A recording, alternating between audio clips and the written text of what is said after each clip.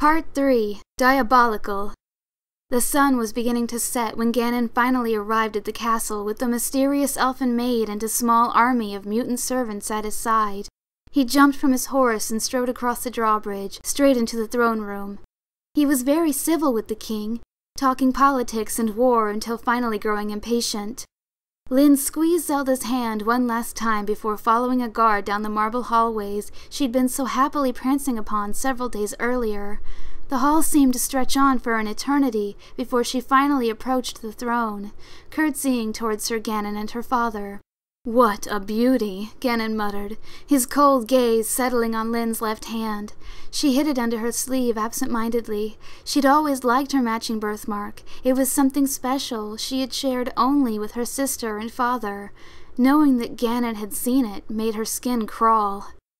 She wanted to ask a servant to draw a hot bath for her. She wanted to crawl into bed and stay there until this hideous man was gone from her sight. But instead, she smiled her most radiant smile. "For you, father, not for him," she thought bitterly. Zelda appeared at her right side, squeezing her hand once again. "I couldn't leave you to handle this alone, sister," she whispered. "Thank you," Lynn mouthed. Ganon's eyes darted to Zelda's right hand, a sharp, toothy grin flashing across his face for the briefest instant before settling back into a stone-faced glare. He stood abruptly, leaving the king to stare up at him in curiosity. "Ah, my beautiful bride, and my lovely sister-in-law. To have my new family all together, it almost brings a tear to mine eye." The king stood to walk beside him as he ascended the throne, but just before they reached the final step, just as Lynn and Zelda reached with outstretched arms to embrace their father, Ganon struck like a cobra. No one had seen him unsheath the weapon hidden in his robes. No one had time to react as he plunged the venom-tipped dagger deep into the king's chest. No one but Lynn, for she had jumped just in time to thwart the dagger's aim. Ganon maintained his grip, and the dagger barely missed the king's heart. Blood poured from just below his majesty's rib cage. "Father! What have you done? What have you done?" "Guards, take them," Ganon said, ripping the venom-tipped dagger from the king's flesh without a second thought.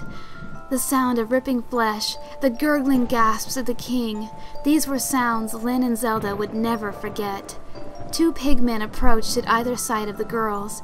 They clawed and struggled, bit and spat, screamed and cried, but to no avail.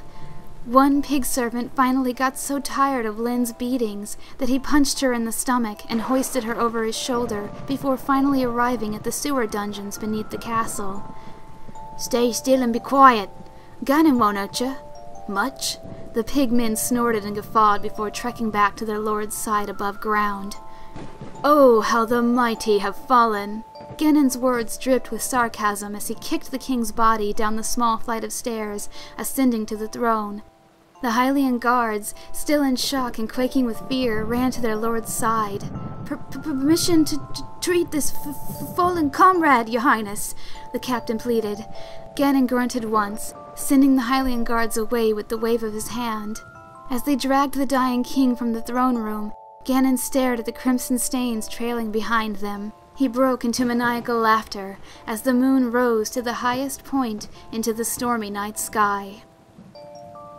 End of Part 3.